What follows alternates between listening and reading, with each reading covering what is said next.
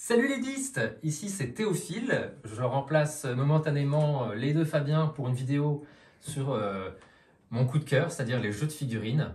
Et alors là-dessus on est gâtés, on vous présente Warhammer 40 000, c'est un jeu de figurines qui se passe dans un univers qui est futuriste, il a une richesse qui est énorme, hein, donc il y a toute une bibliothèque de livres qui vous permet de vivre dans tous les univers possibles.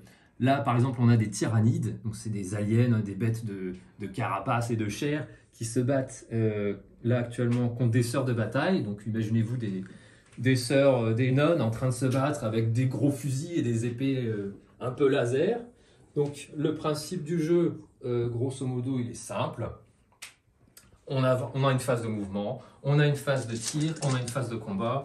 Et ce qui est génial, c'est que ça se passe escouade par escouade. Imaginons là, on a les tyrannides qui tirent. Hop, on lance une bonne grosse poignée de dés.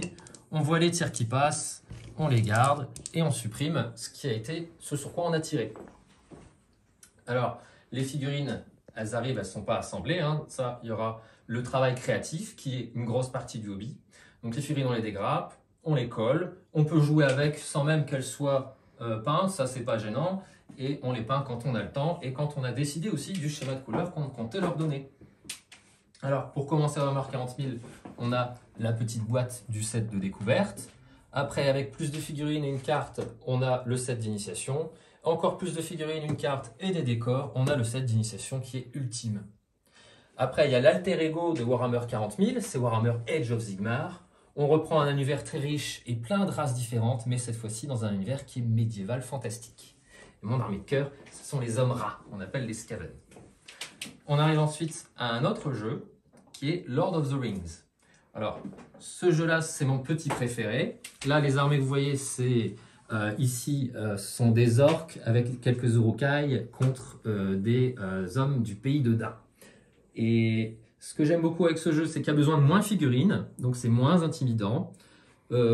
Comme dans Warhammer 40 000, hein, il y aura des mouvements, des déplacements et des tirs. On essaye de prendre avantage des décors. On a des objectifs à remplir, parfois même écrits sur des cartes. Et l'avantage de Tolkien, c'est qu'on peut tenter de revivre les scénarios du film.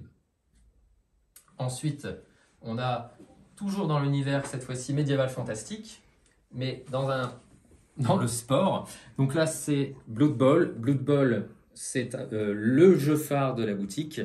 Les deux Fabiens ont participé d'ailleurs à la Coupe du Monde. Et le principe est simple, vous avez une équipe de deux joueurs, enfin deux équipes de joueurs dans un univers médiéval fantastique. Donc vous pouvez avoir des orques qui se battent contre des elfes ou des humains ou des hommes rats pour pouvoir tenter d'amener le ballon de l'autre côté. Alors il y a des dés différents, la plupart des dés ce sera ce qu'on appelle les dés de blocage. Il y en a 3 pour voir si on arrive à mettre son adversaire au sol et à le taper ou non. Après, on peut voir si on passe l'armure ou si on blesse. Et ça permet d'avoir des résultats qui, parfois, peuvent faire mal au cœur quand on s'est attaché à un joueur et qu'il finit par périr sous les coups de l'adversaire. Voilà, c'est à peu près tout ce qu'il y avait à dire. Donc, n'hésitez pas, passez à la boutique.